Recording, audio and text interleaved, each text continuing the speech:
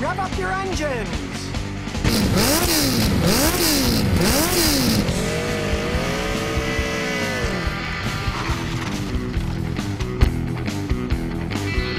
It's time for ScottyKilmer.com.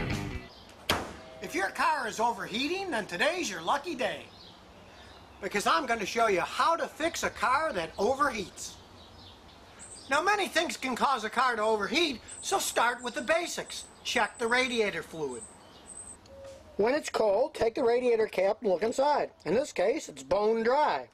So the next thing to do is to pressure test the system to check for leaks.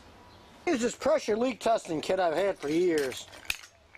And don't worry, if you want to do it yourself, hey, you can buy these things used for 30 bucks, and some of the new ones only cost about $70.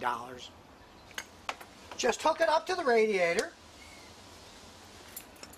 then pump up the pressure.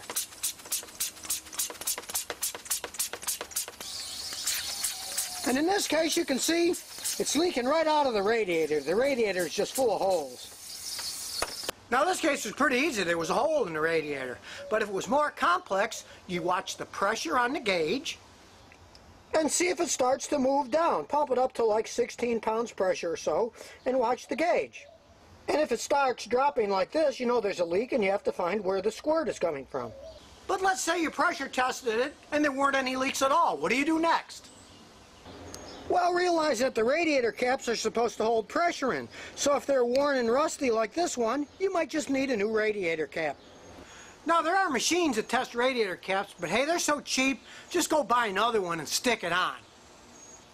Now, if that doesn't fix it, the next thing to check is the cooling fans. So start the car up, and then turn the AC on to full blast.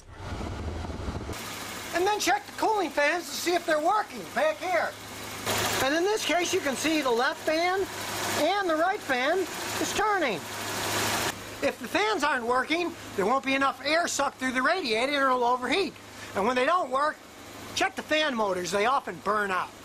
To check to see if the motors burn out, just get a little jumper wire and stick one end on the positive cable of the battery and stick the other end on the red cable that feeds the motor. If the fan doesn't start spinning, you'll know the motor is burned out. But let's say the fans are working fine. Well, then you might have a bad thermostat.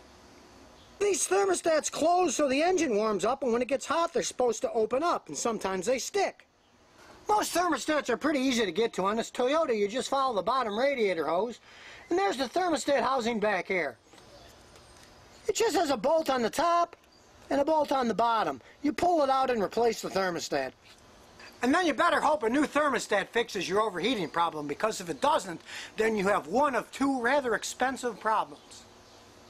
Either the radiator itself is just so old it can't dissipate heat anymore, or the head gasket of the engine is starting to blow.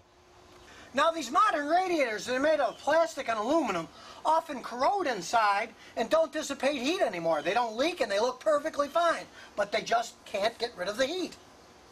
This is a radiator that I just replaced in a car because it was overheating. As you can see, it looks perfectly fine, but it was corroded inside, and once I replaced it, the car ran normal. And as expensive as some radiators may be, you better hope the radiator fixes it, because the only other thing can be a bad head gasket.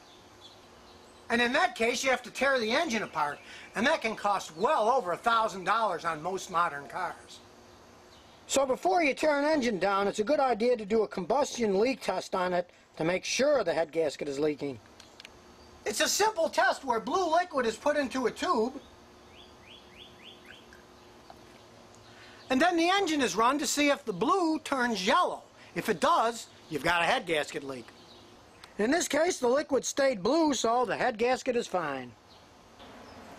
So the next time your car starts overheating, don't get mad. Get under the hood and fix it.